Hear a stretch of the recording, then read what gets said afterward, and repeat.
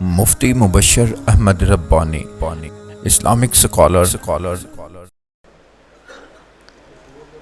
الحمدللہ ہمارے ہاں اب یہ رواج نہیں نہ رہا. ابھی ایک آدھ بزرگ ہیں جن سے لوگ حدیثیں سنتے ہیں. بابا جی کو دیکھ کر مجھے یاد ہے ہمارے حافظ ثناء اللہ خان مدنی حفظہ اللہ، اللہ ان کو صحت و عافیت والی برکت والی لمبی زندگی عطا فرمائے. ہاں تو حافظ صاحب اس پرایا سالی میں بھی، بڑھاپے میں بھی گھر بیٹھے ہوتے ہیں اور دنیا عرب کردہ پیر آدھے نا ہولا ہوندے تو اسی تو کدی پوچھا نہیں واہ جی کی حال ہے.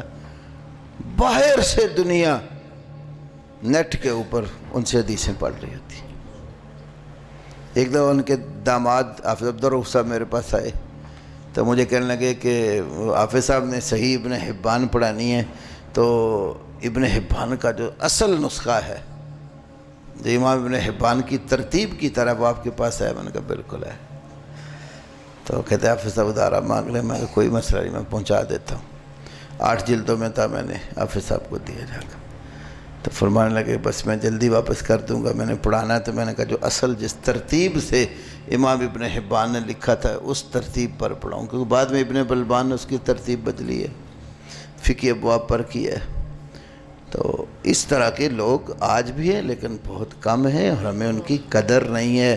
اہل حدیث علماء پڑھے لکھے جو اس طرح کے بزرگ ہیں ان کے پاس جایا کرو علم سیکھنے.